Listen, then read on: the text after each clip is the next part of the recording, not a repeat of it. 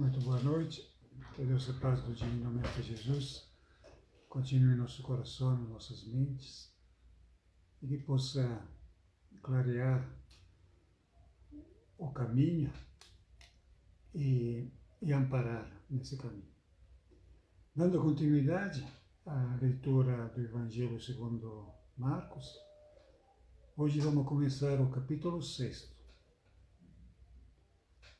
Saindo dali, fui para a sua pátria, e os seus discípulos o seguiram. Vindo o sábado, começou a ensinar na sinagoga, e numerosos ouvintes ficavam admirados, dizendo: de onde lhe vem tudo isto? E que sabedoria é esta que lhe foi dada? E como se fazem tais milagres por suas mãos?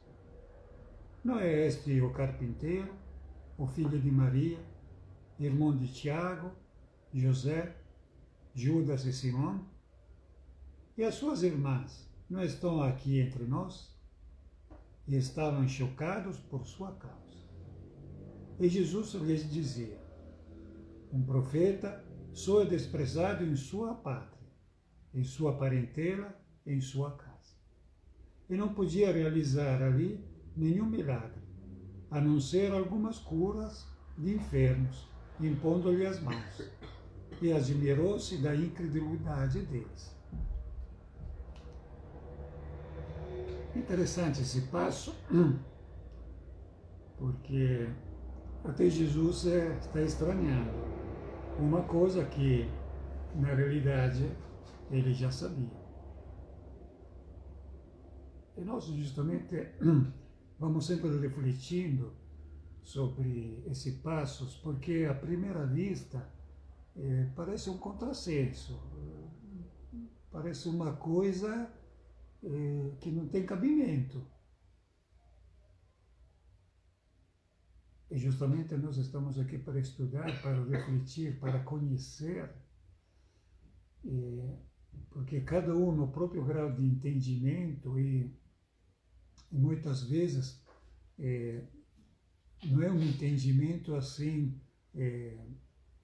que vem da letra, como fala Paulo, justamente, mas do Espírito. Tendo um conhecimento das coisas que aconteciam e que está acontecendo, nós, dentro cada um da própria vivência, vai entendendo o que Deus, na sua infinita bondade e misericórdia, reservou para nós. E quais são as melhores atitudes que nós precisamos ter com isso. Por exemplo, aqui ele fala, saindo dali, que onde ele estava, não, em Cafarnaum, foi para sua pátria, que seria Nazaré, onde ele foi criado.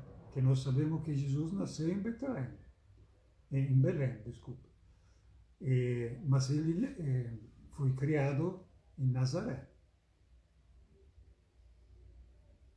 E lá foi aonde ele não costumava mais ir, que foi na sinagoga. E na sinagoga, aos sábados, todo mundo que estava aí, ele estava conhecendo ele. Ele não fala num outro evangelho que ele falou. Fala até o passo que foi comentado por Jesus. Tá? E todo mundo estava dizendo, mas de onde ele vem essa sabedoria? Por quê? Porque todos sabiam que ele não tinha feito escolas. Tem algumas pessoas que acham que Jesus foi numa escola de taumaturgos, não? Que era uma comunidade judaica, não? Que estava nos arredores de Betlém, da capital, não? De Jerusalém. Mas ele não foi lá. Quer dizer, ele foi lá, mas não para aprender, ele foi lá para ensinar. Outros até ficam no disparate para nós, né? Depois tem pessoas que acreditam que ele foi viajar na Índia e depois voltou. Porque tem aquela questão que muitos ensinamentos cristãos, que pelo menos que nós estamos descobrindo agora, tem uma comparação com os ensinamentos orientais, budistas. Mas nós sabemos que Buda foi o enviado de Deus, de Jesus. Então, o Buda, sim, ensinava coisas que podem ter uma relação com o cristianismo, mas não porque ele ensinou Jesus, né? Porque eles fazem parte de uma, como podemos dizer, de um conhecimento, de uma sabedoria que é cósmica, uma sabedoria que é universal, nesse sentido, né? Bom, então, fiz essa premissa, nós podemos dizer que uma coisa interessante é que eles falam, mas Jesus não é irmão, não tem 6 irmãos e no mínimo 2 irmãs, porque aqui ele, né, nesse passo, Marcos não coloca o nome das irmãs de Jesus, mas como é que é plural, no mínimo são 2. Então Jesus deveria ser, no mínimo, o 8º filho de Maria. Só que tem uma questão. Como nós sabemos, por exemplo, dos estudos que foram feitos, Maria é a segunda mulher de José. Então José podia ter tido esses filhos da primeira mulher e um filho só Maria teve, que é Jesus. Por isso que nós dizemos que é o primogênito, quando fala que Jesus foi o primogênito. E Maria era virgem.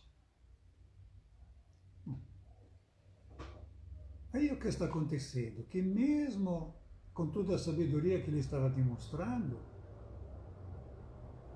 os habitantes de Nazaré, eles não acreditavam em Jesus. Por quê? Porque eles não sabiam, efetivamente, de onde veio essa sabedoria. Então eles ficaram incrédulos. E Jesus podia, quer dizer, sabia disso, mas ficou, como dizer, surpreso, porque, como podemos dizer, eles podiam até ficar assim, com uma certa dúvida, mas depois tinha que acreditar. Por quê? Porque, como fala aqui Marcos, ele curou alguns enfermos, impondo as mãos. Então, quero dizer, quando nós vemos que uma pessoa está falando, tudo fala, mas nós tivemos, sabe, ficamos, como se diz, com o pé atrás. Mas se depois vemos que essa pessoa cura os enfermos ou faz uma obra de caridade, aí vamos dizer que essa pessoa é boa. Não pela palavra, mas pelas ações, pela atitude que ela tem. É como dizer, falar é fácil, é fazer que é difícil. Então, nós temos que ver o que aquela pessoa está fazendo, não somente o que está falando. Mas isso é só para detalhar que, também pelo contrário, quando nós sabemos que estamos fazendo algo de bom, que nós sabemos que estamos fazendo algo de bom, de justo, vamos dizer, mais que bom, de justo, é isso que eu posso fazer, é isso que eu faço. Aí não vamos atrás do que os outros pensam. Por quê? Aconteceu com Jesus, que não acreditavam nele. Então quem somos nós para ser, como dizer, ter uma moral pelos outros maior que Jesus? Deus nos livre. O rei Herodes ouviu falar dele. Com efeito, seu nome se tornara célebre. E dizia, João Batista foi ressuscitado dos mortos, e por isso os poderes operam através dele. Já outros diziam, é Elias. E outros ainda, é um profeta como os outros profetas. Herodes, ouvindo essas coisas, dizia, é João, que eu mandei decapitar, que ressuscitou. E aqui vamos vendo que Jesus torna-se célebre, até o rei Herodes, que nós sabemos que mandava na Judeia, eram os romanos. Mas ele tinha, como dizer, como parceria, um rei, um expoente da família real dos judeus. E nesse caso, Herodes ficou conhecendo, não, as histórias de Jesus, e outros evangelhos parece até que ele chamou Jesus, não, à corte, mas Jesus não foi. E todo mundo, quer dizer, na corte dele, falava, ele é João Batista, que é ressuscitado. Porque ele sabia que João Batista era um homem de Deus, era um profeta. E Herodes, ele acreditou que fosse ele. Então aqui está também como dizer, uma questão que os judeus acreditavam na reencarnação, quer dizer, ou melhor, para dizer, na pluralidade das existências. Eles acreditavam que os profetas, os homens santos, podiam voltar a nascer. Porque eles sabiam que João era morto.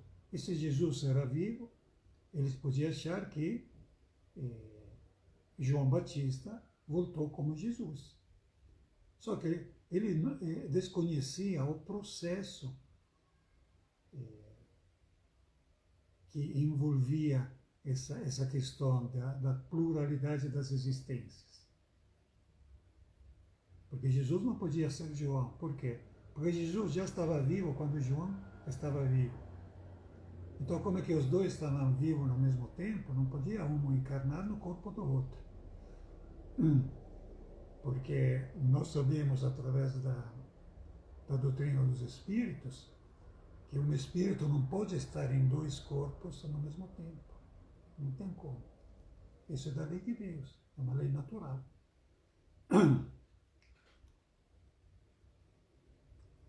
Herodes, com efeito, mandara prender João e acorrentá-lo no cárcere, por causa de Herodíades, a mulher de seu irmão Filipe, pois ele a desposara.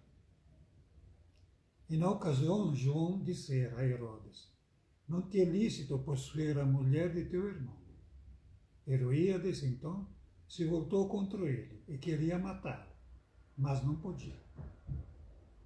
Pois Herodes tinha medo de João, e sabendo que era homem justo e santo, o protegia. E quando o ouvia, ficava muito confuso, e escutava com prazer. Ora, chegou um dia propício. Herodes, por ocasião do seu aniversário do nascimento, ofereceu um banquete aos seus magnatas, aos oficiais e às grandes personalidades da Galileia. E a filha de Herodíades entrou e dançou, e agradou a Herodes e aos convivas.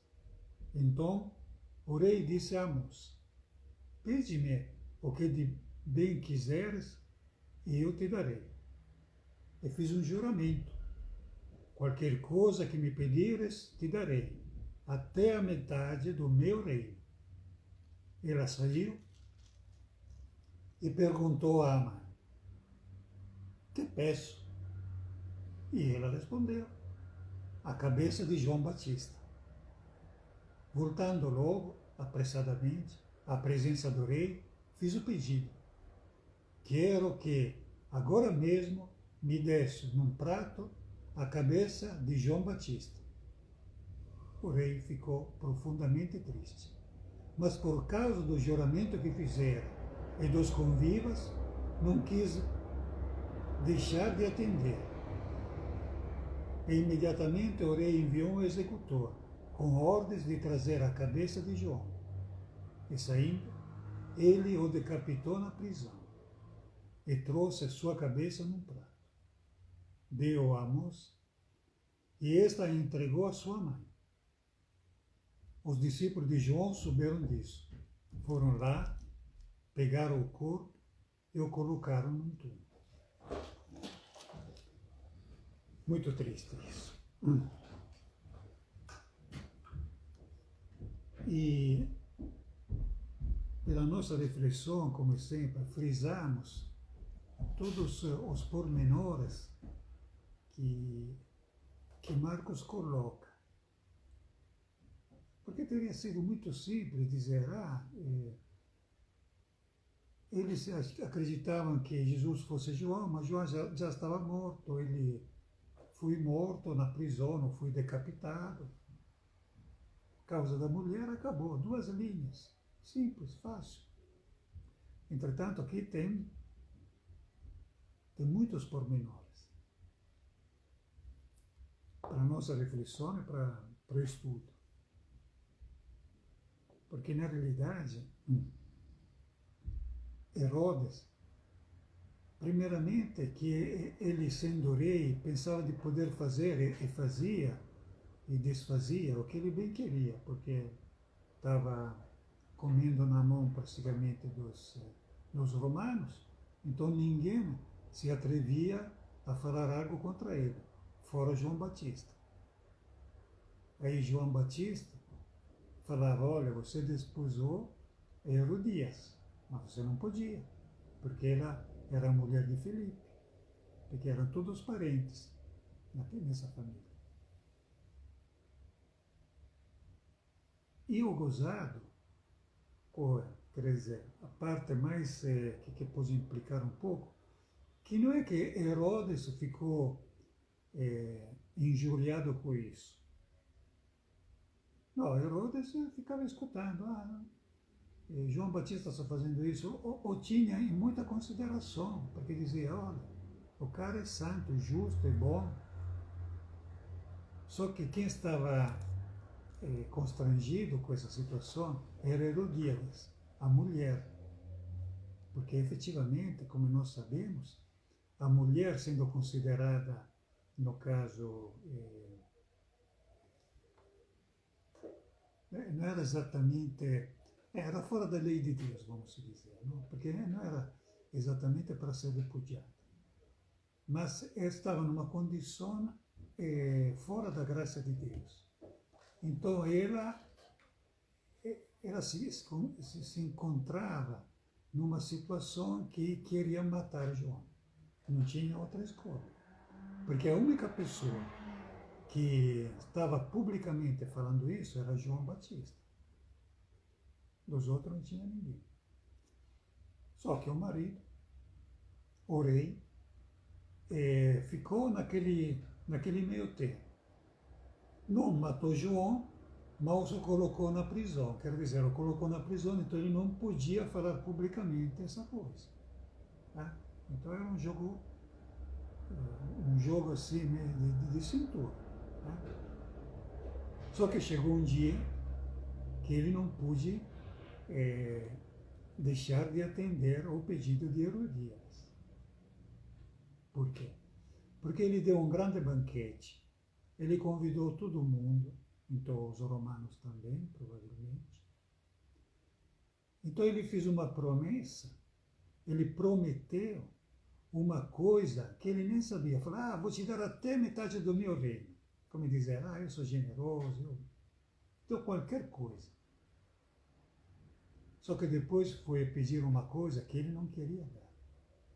Só que veja o que é orgulho.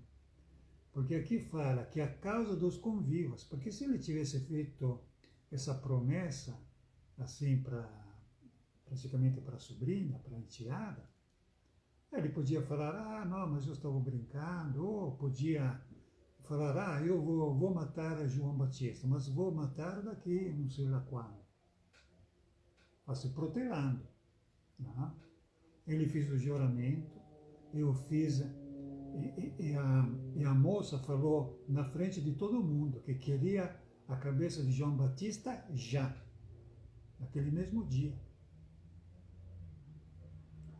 Você viu em que bico sem saída que se encontrou?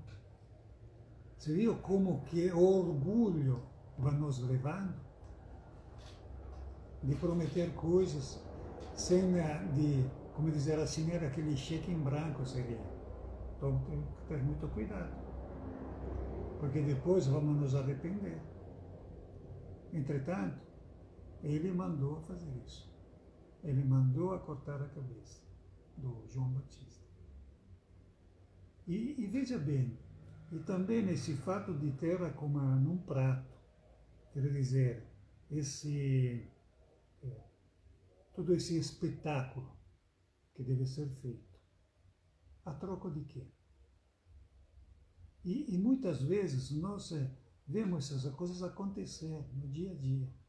Esse teatrino que acontece, esse espetáculo que deve ser feito, é uma coisa que temos que ter muito cuidado com isso. Com as coisas santas. Porque nós estamos mexendo, muitas vezes, com as coisas que vêm de Deus. E com as coisas que vêm de Deus, a gente não pode e não deve brincar. Porque, como diz Jesus, tudo será perdoado, fora que a traição do Espírito Santo, quer dizer, das coisas santas, das coisas que nós sabemos que são santas, porque está no nosso íntimo. Então, que isso possa ser a reflexão para nós, para essa semana, para hoje, né?